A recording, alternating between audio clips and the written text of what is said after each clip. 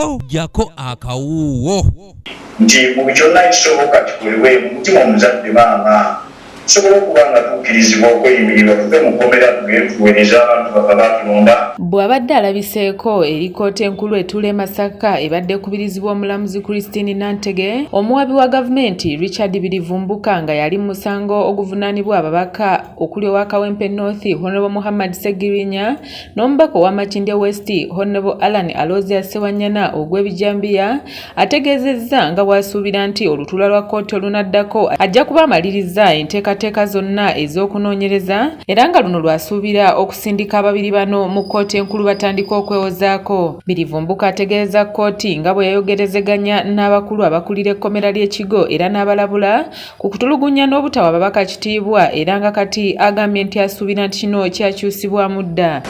I had pledged your worship previously that I would engage the prison authorities initially to talk about the allegations by the accused persons. I duly communicated to them, but they told me nothing of the sort was happening.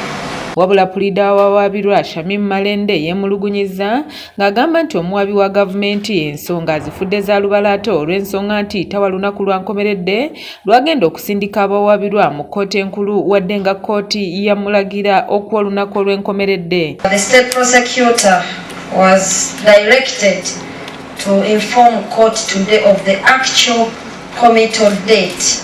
The actual date when he intends to commit both accused persons to High Court.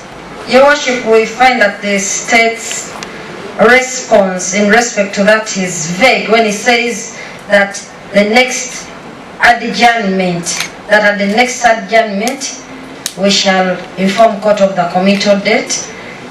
We find that vague. Wano omuwabi wa gavumenti Richard Birivumbuka wasinzidde naawe olwanga 10 omwezi ogujja omwaka guno kkooti lwegenda okuddamu okutuula nti lwagenda okusindika ababaka bano mu kkooti enkulu kubanga okunoonyeza ku misango gyonna egibavunaanibwa kujja kuba kuwedde. Because the prosecutor and an advocate is upon you to ensure that the accused persons are committed.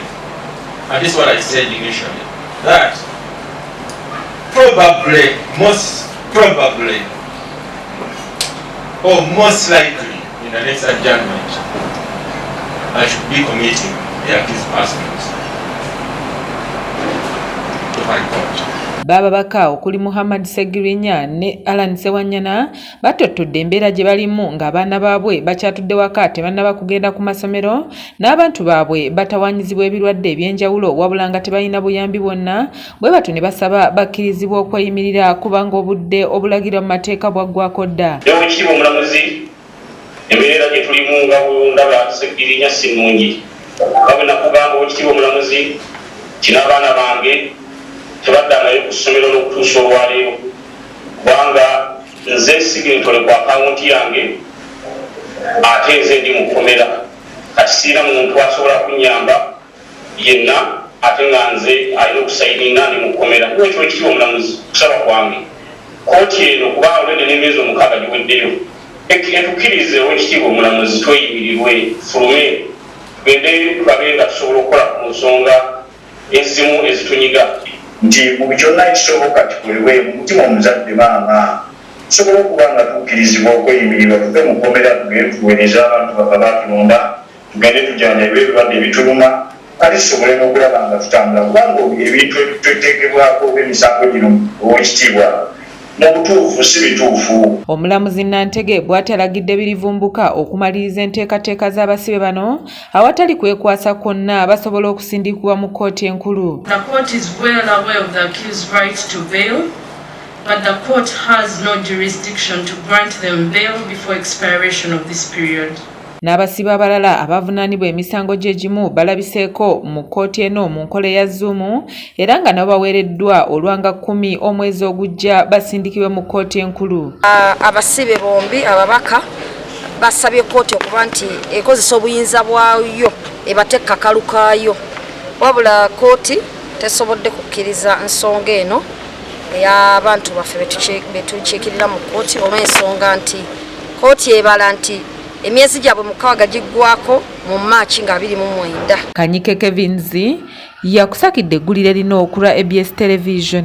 Tusaana bwe bwagwanga bwetyo ekitiibwa omulamuzi Dr. bwe bamwagaanya kufuluma mutuufu tugenda kubanga tetuweereddwa ddembe eriweebwa mu constitution nti omuntu akkirizibwa okweyimirwa because omusango tetuguzanga ate tegunaba kutusingako.